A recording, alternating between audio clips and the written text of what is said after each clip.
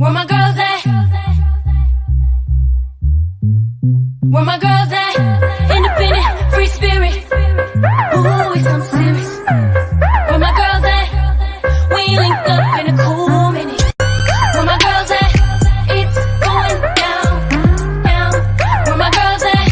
It's going down, down. It's going down tonight. We going out tonight. Yeah, right. We going out tonight. It's going down tonight. Yeah, right. It's going down tonight. We going out tonight. Yeah, right. We going out tonight. It's going down tonight. Yeah, right.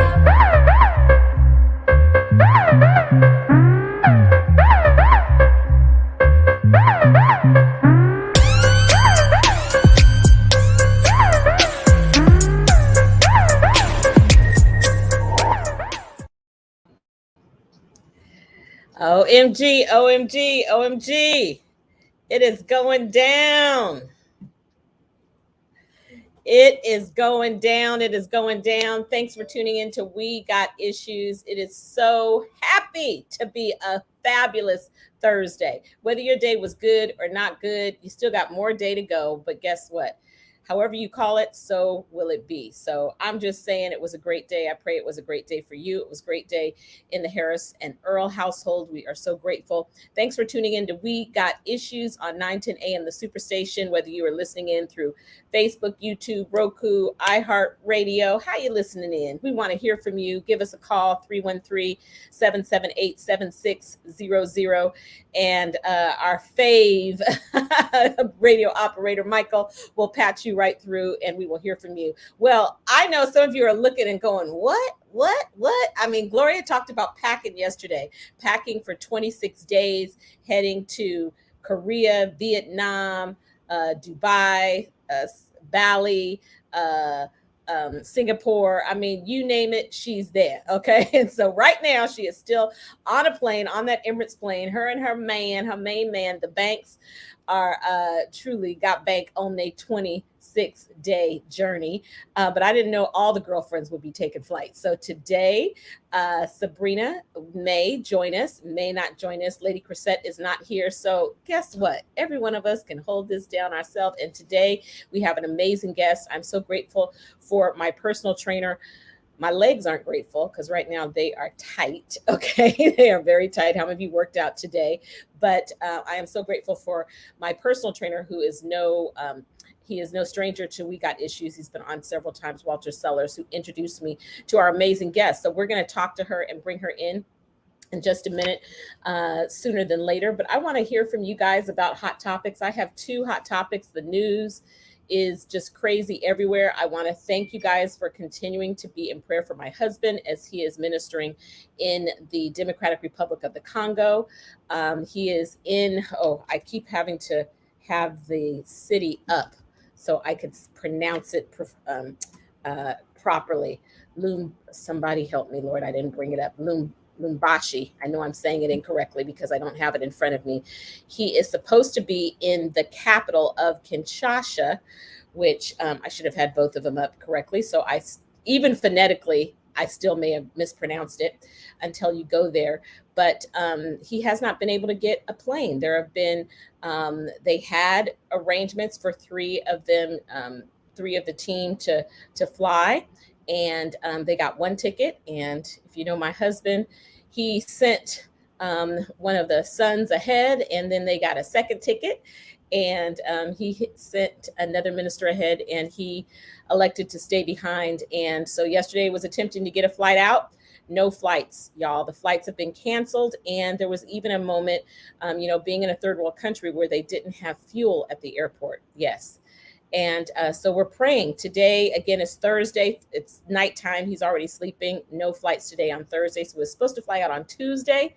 And now we're praying. Can y'all just agree with me? My husband will be on a plane and meet up with the team. Come on, Jesus, and meet up with the team and be with them on Friday. I am believing for a plane on Friday so he could do the work and get back to Cape Town and back to America on time. So that is big. That's a big deal. Things that, we have our own issues with travel here in America. It seems like everybody's wanting to travel, but when you take that and you come and you put that into a third world country. I mean, just can you imagine not having fuel? But you would not believe, one day when he's back safely in the country, we'll tell more of the story. But how they got the 2 tickets is unbelievable. It really is not a good thing, a God thing, and how they were connected. So I wanted to share that first and foremost, and then I wanted to share 2 bits of hot news. Now, this is, Gloria's been talking trash about California and saying maybe I need a U-Haul because all the craziness. It's still hot. We still got issues. We got water issues. We got everything. But one thing California is not going to have come 2035, we are not going to have new gas-powered cars. Did you hear this? California bans the sale of new gas-powered cars by 2035. Y'all, now that used to sound like far away, but it's 2022. This is like tomorrow, y'all. This is like tomorrow. And so this is a big deal. California, the country's most populous state and the center of the U.S. car culture, is banning the sale of new gasoline-powered vehicles starting in 2035, marking a historic step in the state's battle against climate change. The rule issued by the California Air Resources Board on Thursday will force automakers to speed up production. Y'all, they meeting for real because they don't. Can you imagine LA people not being able to buy a car? They gonna fix it, okay? They fixing it for real. Fix it, Jesus. Speed up the production of cleaner vehicles beginning in 2026 until sales of only zero emissions cars, pickup trucks, and SUVs. Hello, I drive an Escalade. Are allowed in the state. Now, it doesn't mean that other cars are going to get kicked out. It just means new cars. Unanimous vote. This country is so divided, but can you believe this was a unanimous vote? Came after our governor set a target in 2020 to accelerate the shift away from internal combustion engines. Y'all, this is major. This is so major. And it goes on and on and on. You can read the article I'm reading from CNBC. How y'all feel about that? I mean, it's necessary when you listen to what the scientists are saying, and regardless of what side of the aisle you sit on, you cannot deny that something is happening with our climate and something must change. So that's a big deal. And then the other big deal, there's so many things in the news. I ain't even talking about everything, but this is another big deal. If you are on Instagram, hello.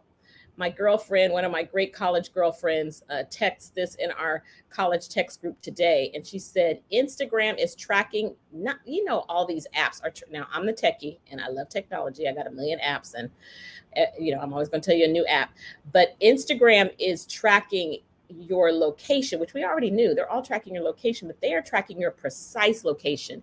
And in the time where I am learning so much more about what I have to do on my grandkids' phones to watch everything. And it's just crazy. I can't believe that this is happening. So if you have an iPhone, I'm going to tell you what to do. They're not tracking your location. They're tracking your precise location.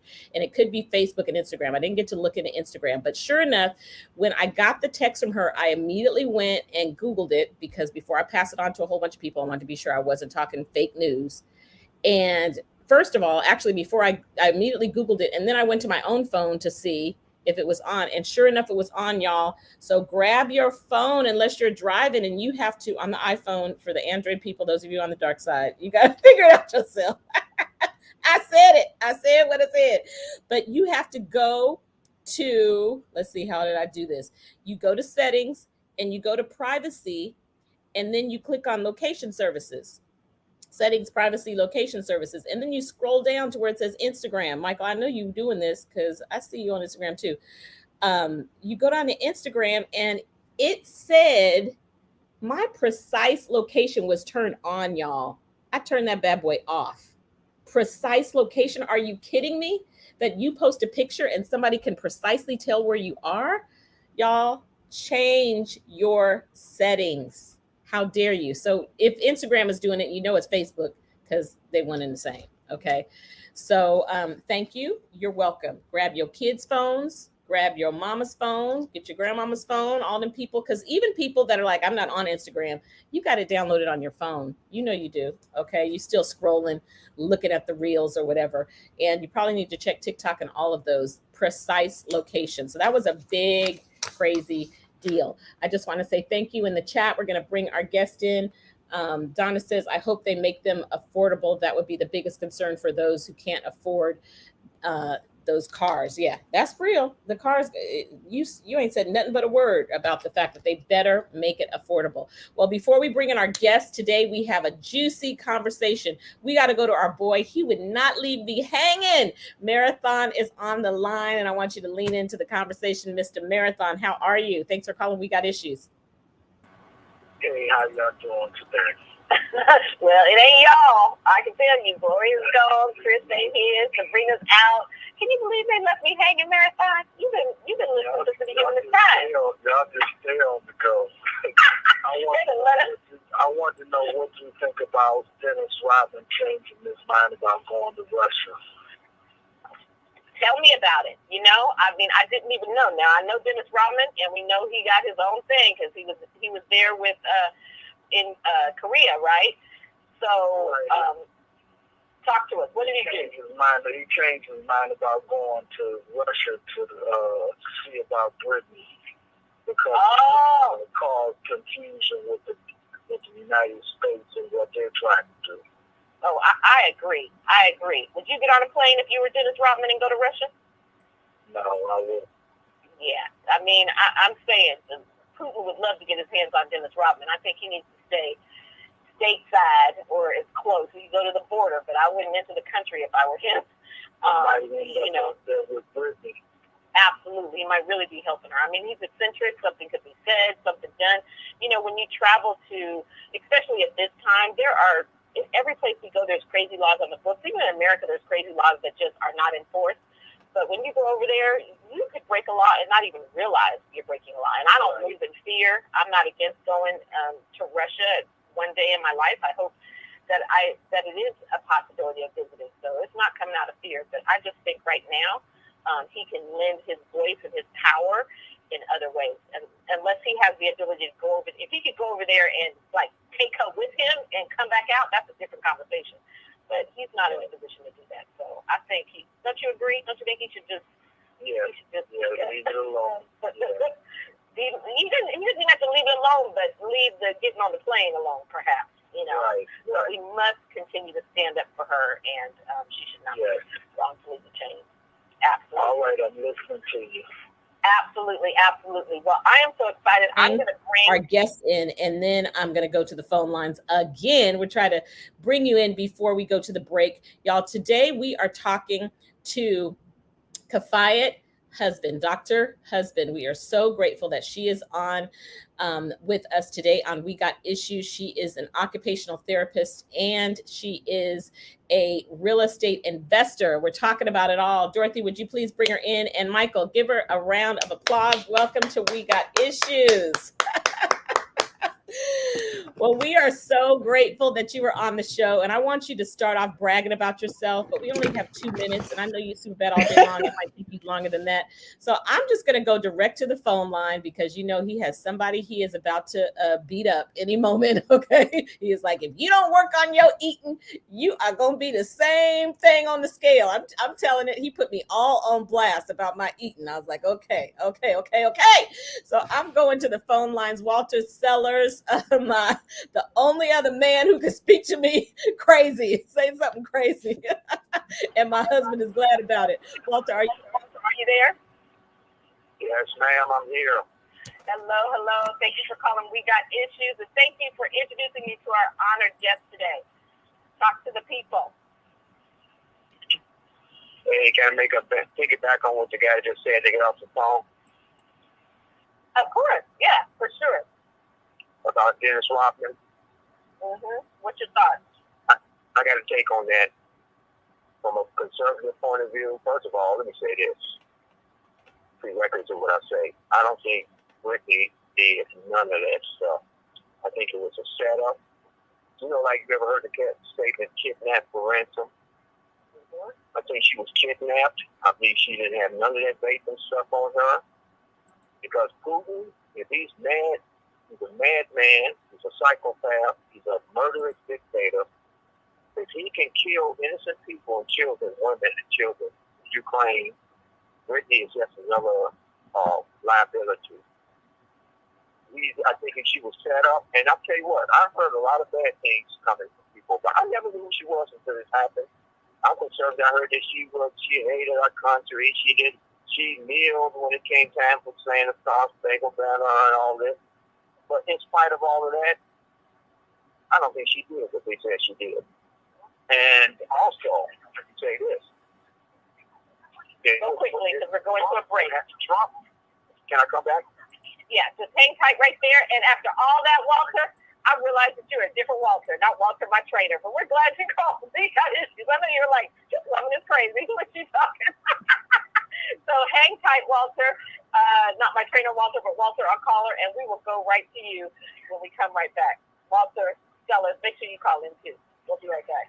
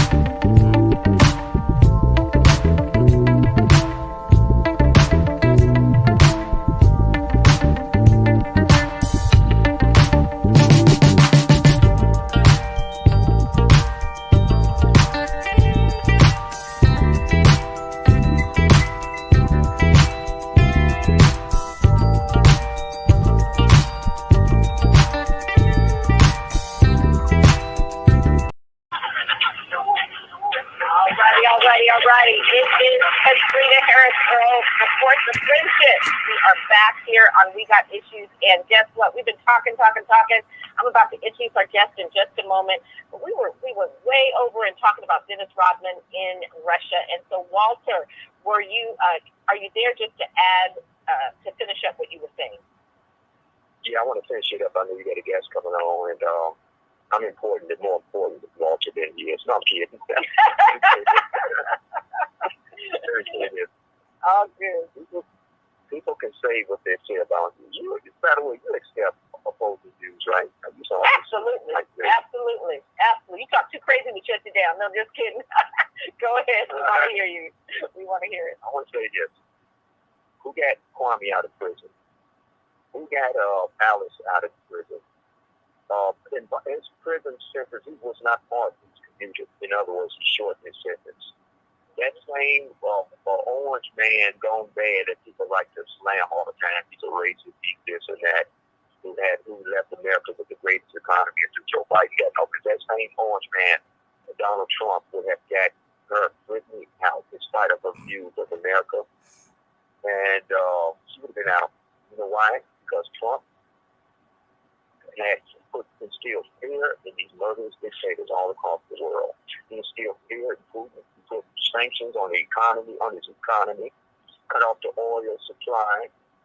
When these dictators know when to make a move. When weak, worthless Democrat presidents get in office, that's when these dictators make their move. Check the patterns. Just check the patterns of how. We've been checking the patterns. We've been checking the patterns. So we so appreciate you for calling in, and grateful for you telling us how you really feel. I think you really don't vote for it. We get it. And we are open absolutely to opposing views. I definitely could go on and talk about that. So make sure you call back in when we have a conversation about leaning into that. Okay? For sure. Would you do that, Walter? I sure will. Thanks for listen in and tune in, because you're going to learn a lot from this conversation. We're going to talk to our guests. Thanks, Walter, for calling in. We appreciate you. And we are going to go. Dr. Kafayet Husband, thank you for coming on We Got Issues. We're so grateful. We talk about it all. Can you believe the name of the show? We Got Issues. And so I want to introduce you as an amazing occupational therapist, and your company, husbandtherapeutics.com. Dorothy will put that up on our screen. And then we're definitely going to talk about how you got into real estate, your company 404 LLC.net. And so would you just please tell us a little bit about yourself? We love our guests to first come on and just brag about who you are, how super bad you are, how did you get into occupational therapy, and just introduce yourself to our audience. It's my honor to be here. Thank you for having me. In terms of occupational therapy, I wanted to do something in healthcare. My dad had read an article in Essence, this would probably be in the early 90s, about just up and coming careers that I could do. So I did some research, did some volunteering, and I was going to school in Maryland. And then he had mentioned that Howard had a program. I applied, and here we are. And in terms of occupational therapy, a lot of people always know what physical therapy is, but occupational therapy, we look at how to help people take care of themselves, whether it's just their basic bathing, dressing, their day-to-day stuff. What I currently do, so I don't really, even though I'm a therapist, I do have a case. What I currently primarily do is I work with adults with intellectual disability, and just making sure that they're safe. So whatever modifications they need to their home, making sure they're safe. That's what I do as a clinician. And I'm primarily managing the companies. So it's more so acclimating all the new clinicians to what we're doing. Because the population is different than people are normally accustomed to, because we're more so in the community, which is not we're not, what we provide services are not, it's not like in a hospital at all. So it's a little bit different. It's a very non-traditional role in terms of therapy. Mm-hmm. And I've been doing, so I've done a variety of things, but I've been doing this for about 15 years. So that's what I do as a therapist. And in terms of the real estate, I guess I could say that started with my grandma. My grandma always said that, they can take everything from you, but they can't take your house. You can squat in your house for a long time, no matter what. And true to word, after everything happens, the home is always one thing. So that's really how I started in real estate. So about 2000 or 2001, I got my real estate license, and I more so got it just so I would be familiar with learning the contracts and what to do. And, I live in DC. So one of the things about living in the city is there's old houses. Everything is old. And it's, you either like that or you don't. And because everything is old, I basically, I would say school, learning by experience. So everything needs to be renovated. So I'm learning on the job, learning in terms of renovation, what to do, the process. And primarily most of the renovations I've done are for me. And then I've come alongside people for my family. I'm not a realtor. I'm a realtor just for friends and family. And my sister wanted to live in a very trendy neighborhood. I'm ma'am, go 2 neighborhoods outside. You can literally get a house And when you get the house, I said, DC allows for, 2 families. So I said, in a few years, your rental will pay your mortgage and you'll be living for free and you won't be living in a studio. And that's really how I got into real estate. And then during COVID, I had a lot of time on my hands to think. And I said, well, just like I've been a therapist a long time, what's something that I could do that I enjoy? And I don't have to do it a lot. So I've always done like my own property management and renovations, but I wanted to do it on a larger scale. So I said, well, I could do a couple, 2, 3, 4, 5 flips a year, see how it goes, and then go from there. So like that's primarily what I'm doing now. So I'm doing both. And I think, for me, it kind of keeps everything interesting. I never have the same day twice. Nothing goes the same every single day. Like one day it's this way, one day, I feel like, well, how was today? I was like, I'm just glad it's over. So I think my mentality has to be like forward. I just got to keep pushing forward. So this is so good.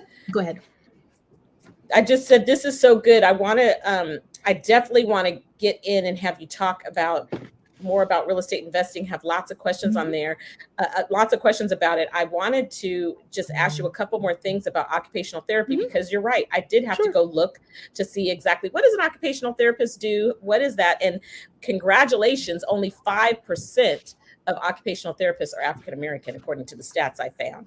And so just wanted to bring that up. 83% are women, 16% are men.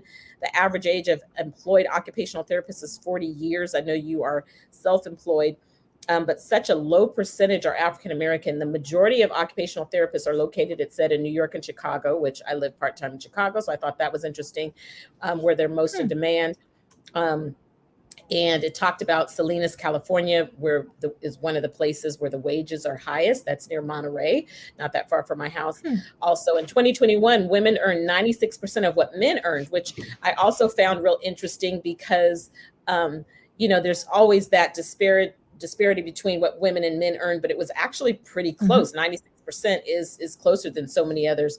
The top 10% of highest grade occupational therapists earn $97,000. And California is the best state for occupational therapists to live. Of course, that's all relative. Okay. Occupational therapists are more likely to work at private companies in comparison to education companies. So can you just did you say you went to Howard? HU every day. Yes, I went to Howard. Yes, and Gloria went to HU, and Sabrina's daughter did. So she would be cheering right now if she were on the show. And where'd you go for grad school? You know what? I didn't go to correct that. So I went to UDC, but I did not finish. But I went to Howard for OT. They are trying to recruit people to do their PhD program. I don't think that's for me, but I'm really happy. It's funny, like when you gave the percentage of OTs, like for me, like all the OTs I know are African-American, and I know only a few that are not, just because I think in DC, Howard has like a occupational therapy program, a physical therapy, speech therapy. So most of the clinicians I work with tend to look like me. So that I know that when I used to go to conferences, I was like maybe 1 or 2, but living in the DMV area, like I am the norm in terms of what a clinician looks like. And I think that that's just different in terms of the rest of the country. But yeah, to me, everyone that I work with is brown. So, and then and it's here, by virtue of where you live, it's a blessing. Yeah.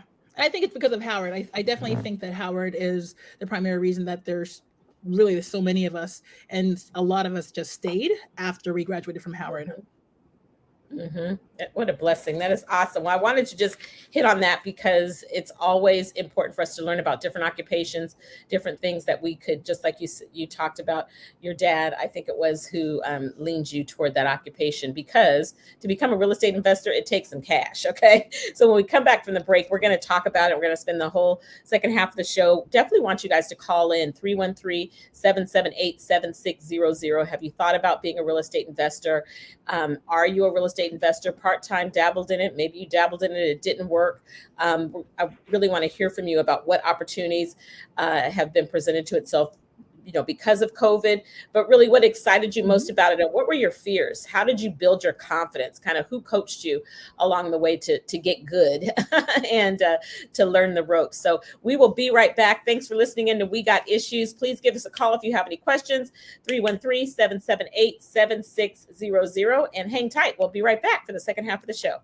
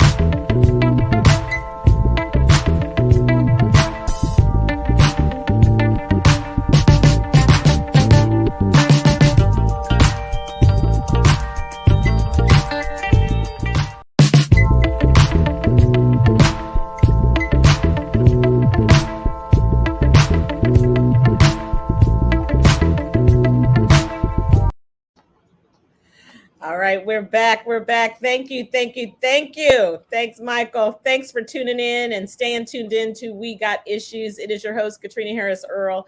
And if you're looking and saying, well, where's the girls at? Well, I'm here. Okay.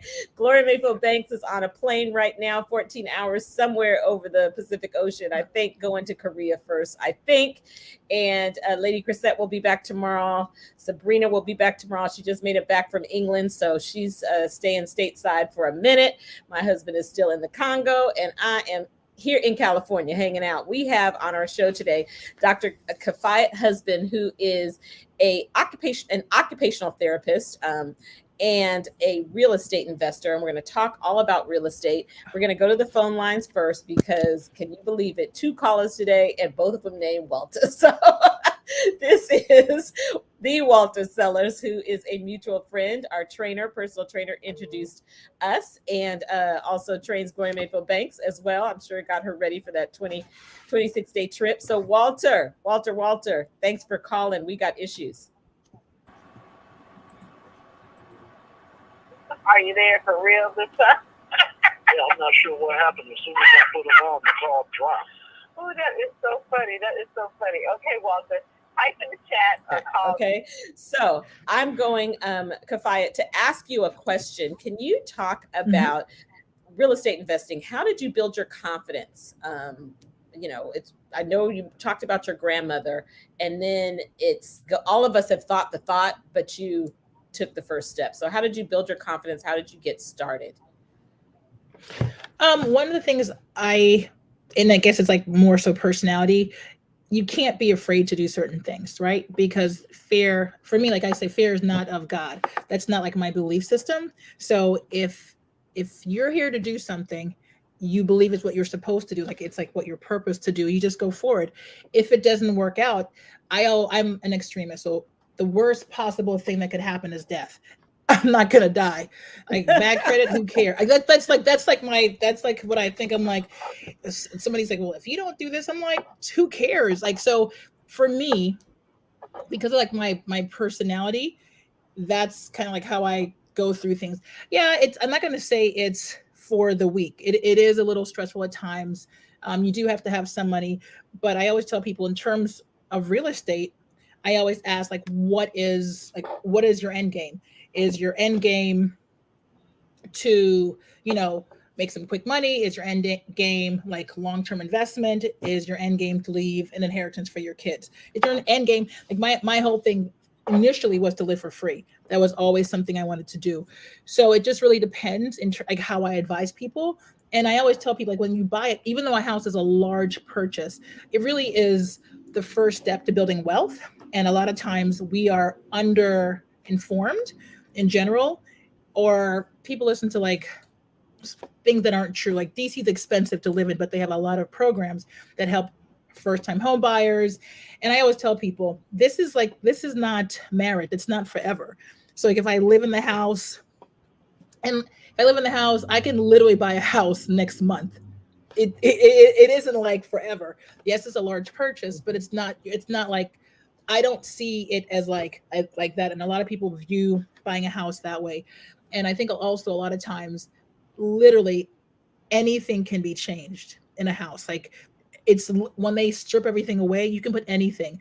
I always think of stuff like IKEA. When you go in the room, you literally get all the numbers and you can put that thing in any room. And that's really the same thing in terms of renovation. I always say, if you could have somebody walk you through the process in terms of what to do, how to do it, what the paperwork looks like. And, I was telling one of my friends, and I was actually telling Walter, the trainer, that in terms of money, access is not the same. And I was speaking to one of the lenders. He came up with some fantastical like financing stuff. And I'm like, is this even real? He was like, of course. What we are allowed to be aware of is very different. It's literally, when people say it's free money, it is free money, but it's abstraction of money, right? So in terms of how the money is manipulated and having access to it. So all those things are correct. All those things are true. And there is a level of risk involved. And in terms of when you ask like how I was fearless, you have to have the end game in mind. Like what is it you want to get out of this? And, as I tell some of the young ladies, like, well, what do you believe? Like, do you believe that you're going to fail? Like, why even bother then? Right? What do you believe you can accomplish? So it's like your mind, like you have to get your mind right. Like once your mind is right, you can do anything. Once your thought process, like your mind is like renewed, you know what you're headed towards, you know what you want to do, then you can run towards it. I always feel like, some people are just more dynamic in terms of their thinking. And for me, I told someone, I said, there's nothing I can't do if that's what God put in my mind to do. Right? Like no one can tell me what I'm not going to accomplish. What it means is you're not going to help me on the road down there, but like whatever he has intended for me is what I'm going to do. And, I want to hear from I want you, Walter is back. So we're really going to go to Walter. And then I want you to talk about the mechanics. Like, what did you do? If someone wants to take this step, what could we learn? Because one of the things I know is if you have a coach or read books, and especially if you have a girlfriend or you glean information, it can help to shorten the learning curve, and you can learn from someone else and be able to get started that much more quickly. So I think we really have Walter this time. Third time's a charm. Walter, are you really there? Okay. Okay, talk to us.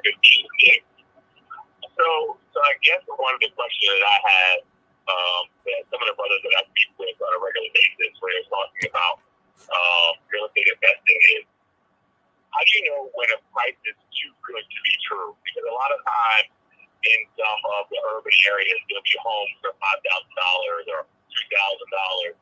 How do you know that it's the right move to make on just a walkthrough? How is it possible to tell? Is this a good idea? I'm going to answer this question first. So, what is my first question? Are you planning to be a landlord, or are you planning to flip? Or it's like that's the first thing for flipping. Well, okay, so I live near Baltimore where they have $5,000 houses, and those places are like The Wire. So I say use what's public information like Zillow, because the thing is, if you never want to be the best house on the block, you want to be on a block that's already established and have the ugliest house on it. That's the house that can be brought up. Not you. You can't bring up everything else. If the house is 5,000, there's something the matter, and properties will only appraise for what their neighboring houses are worth. So if the house is like, if the house is 5,000, what is everything in like a 4-block radius selling for? If they're not selling for, at least 150, 200, then, and as I said, like, and when you put it in Zillow, you can research different areas, and you have to know your neighborhood. Like you can't do this from afar. Like people want to invest in Detroit or wherever. Like if something happens and you need to be able to go and pop up and be present and see. Like for me, I always like to do the summertime drive-by on a warm night, because the traffic on those blocks are different than in the winter. So if people are loitering, they're going to take all your stuff while you're not there. Your stuff is going to be walking away. That may not be the best place. In terms of looking at the property, like you need to know how much it's going to cost to do the renovation. So we're going to work our numbers backwards. So if you're trying to get 200,000 for the house, right? How much you need to basically buy, and then you're going to do 100,000 worth of renovation. You have to get the house, and then you need to know what your profit is. Like people aren't making, like you have to know your market. So if your market is to make between 40 and 80, right? Versus like in DC, you can have a tiny house that's $1 million. And that's like, in other parts of the country, it's crazy. The house is 1,300 square feet. It is $1 million. Same in San Jose, same in the Bay Area. Yeah, it's literally everything is location. So, I'm going to say be leery of a $5,000 house, because unless everything on the block is selling for significantly more. So your selling amount, your renovation amount, and then your purchase amount. So you have to build in your profit. One of the things that how do you learn how much it's going to cost to renovate? Is that, what type of person are you working with to help you with that? Obviously you probably get to the point that you know it yourself, but how do you calculate that? So I have a couple of contractors I work with, and my one contractor does, like, he will do ground up construction. So he prices like we've done some stuff he's done all my major renovations. He prices it by square foot. He charges you a certain amount per square foot. And people say the property's worth, 300 per square foot. Well, his renovation costs are based on that. And in terms of the renovation, like what is, people say like high grade, low grade, mid grade, high grade. The basic renovation is the same when they close up the wall. What comes out are the finishes. Are what kind of cabinets you're using, type of granite, the fixtures that you're using, the lighting. Those are the things that you see. But like the wiring behind the wall, it's generally the same. Mm-hmm. Since COVID, because of shortages, literally things have quadrupled. What was costing, I don't know, dollars is now $30. So that has been one thing. And in terms of fuel prices, so a lot of those costs, like the contractor still has to pay his crew whatever he pays them. All of the extra costs where you buy your supplies is going to come directly from you. So if you know there's a property, I always say get three estimates and look at their work. Like, have you seen the work that they've done? When I get estimates and bids, I already know what I'm going to pay. Like I already have my number. There's always going to be somebody way, way, way at the top. There's going to be somebody at the bottom. I always like to get the person in between. Not to say that the person at the bottom or the top can't do it, but in general, like, that's more reasonable. But yeah, I'm just going to be leery of the $5,000 houses. They are, depending on where you are, Detroit has a program, Baltimore has a program where they get rid of excess houses. We're going to go to a break. There's the music playing, and we'll be right back, and we'll continue that conversation. I also want to know about some of the projects you've done. How long does it take, in terms of the commitment, and how much time personally are you putting in to it yourself? So stay tuned. We will be right back with Kafayet Husband. We are so grateful she is on talking to us about being a part-time real estate investor who wants to flip some houses. Stay tuned. We'll be right back.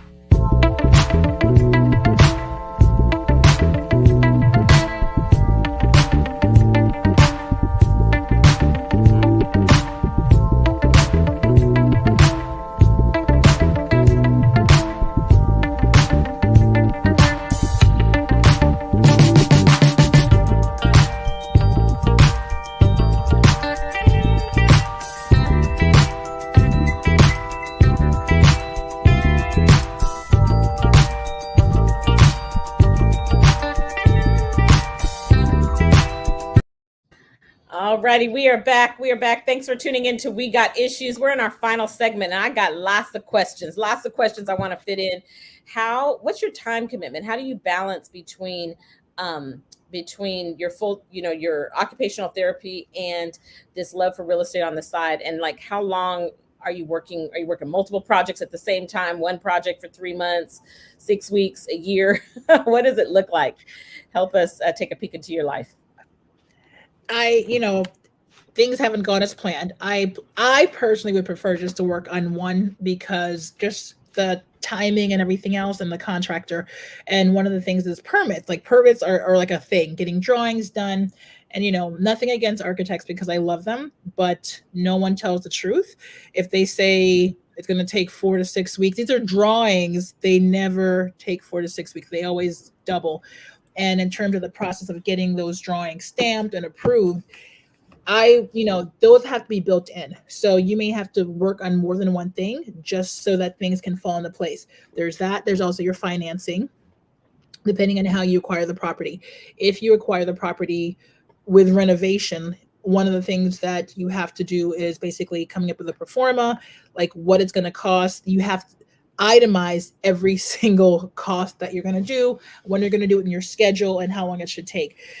If things go smoothly, like if everything and was in a perfect world and there was genie that blinked everything in, I could say, on the shows, people finish these projects in under 12 weeks. That hasn't been my finding, just because of the permitting process. Like, it's taken so much longer. So being aware, if you have to carry the property and all the things that entails, it's never good to have a property vacant or empty, but sometimes it's like out of your control. But I think that on your first project, having somebody walk you through, but safely estimating that it's going to take you probably 4 months or so to finish. And this is like post permitting. You have your drawings, and like, so I always advise to have drawings done, because drawings are numbers. In terms of getting permits, you need drawings. So just knowing the process of the jurisdiction that you're renovating in, you do not want to start a project, and they put a stop work order. First, it's a fine, and then to have that removed basically can stop your schedule. And when you say drawings, you're talking about a house you purchased that you gutted in the drawings for how it's going to be on the inside, or is that not right? Mm-hmm.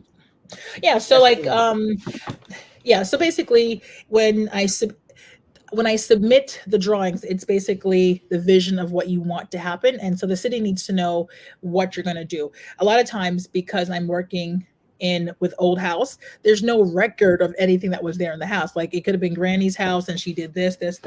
So now moving forward, the city has very strict regulations in terms of fire coding and what they may want in place. So those are all fit. And then if you're getting inspection, they want to see all those things. So depending on if you're one of the projects I'm working on, old house, I'm doing a heavy up because I'm putting recessed lighting. She didn't have recessed lighting, so basically I'm doubling the voltage on the house, like all the appliances. So that all those things I have to get a permit for. I'm saying the permits are for your safety also, to make sure that everything was licensed and done correctly. I know a lot of times people may want to skip over things, but there's a reason, because if you're buying something, you want to make sure that everything inside of the walls is done correctly, that there was some oversight and it was done properly also. So I always say, let's go ahead and finish what you were saying. No. I just, that's primarily the main thing in terms of knowing what you have to do and the schedule. Okay, awesome. I want to fit these 3 things in if we can in the time we have. Who coaches you? Are you totally self-taught, just from real estate, from getting your real estate license, or do you have someone that's coaching you through the process, who's maybe been doing it bigger, longer?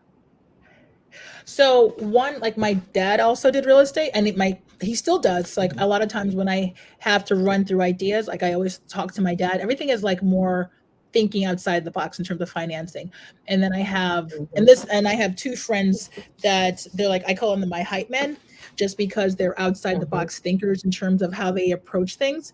So I think just that being able to think more fluidly, because everyone always thinks you got to do things a certain way, this. And I think that being flexible and trying, like, it's basically like opening the window and jumping. You have to be afraid. You shouldn't be afraid of where you're going to land. Like, wherever you land, you just get up and keep going. So that's kind of like I have people that I bounce things off of. And then in the real estate group that I'm in, it's a small boutique firm, and everyone that I work with is an investor also. So they're part of the group that I always kind of run things by. That is so good. But I know the biggest question we could have probably spent the whole time is, if people want to get started, obviously, for the person who's got great credit and got money in the bank, that's one thing. How can people people get started that maybe are not starting with as much cash flow, or maybe don't have perfect credit? You hear about these, oh, you can start with no cash or this or that. What's the real deal in terms of someone who's out there and saying, I'm willing to take the leap, but can I with my current financial and credit situation? First thing I'm going to say is speak to a lender, and lender meaning either your credit union or the bank where you are. They're going to require, I'll tell you the documents that you're going to need. You're going to require 2 years taxes, 2 pay stubs, and 2 months bank statements. They need, it's harder when you're self-employed, but if you have a credit history, that's one. Depending on where you are, like I'm in DC, so DC has not a lot, but has a couple very good programs where they will help you with your down payment and closing. In general, your down payment, FHA, which is government subsidized, is the lowest. So you only need 3.5%. So if the property is $100,000, $3,500. In terms of closing costs can be anywhere between 4 to 6% on a $100,000 house, between 4 to 6,000. Things that you're going to have to pay for out of pocket for yourself: the appraisal. And the appraisal has significantly gone up. I'm going to say anywhere between 400 to 1,000, depending on where you are. And homeowners insurance, you pay for the first year up front. So whoever like you have your car insurance with, you can call them and they can give you an estimate.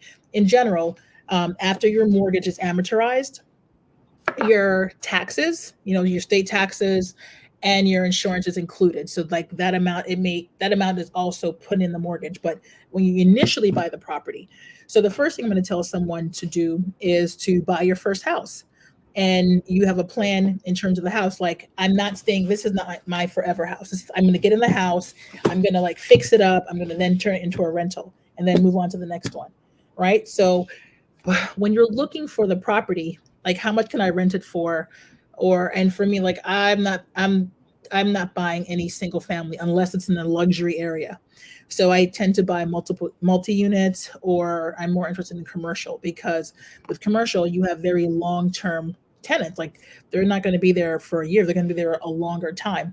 And then, with the advent of Airbnb or was it Vacasa? Like those are, depending on your location, that's another way where there's less wear and tear, that you can turn the property over quickly and get some income.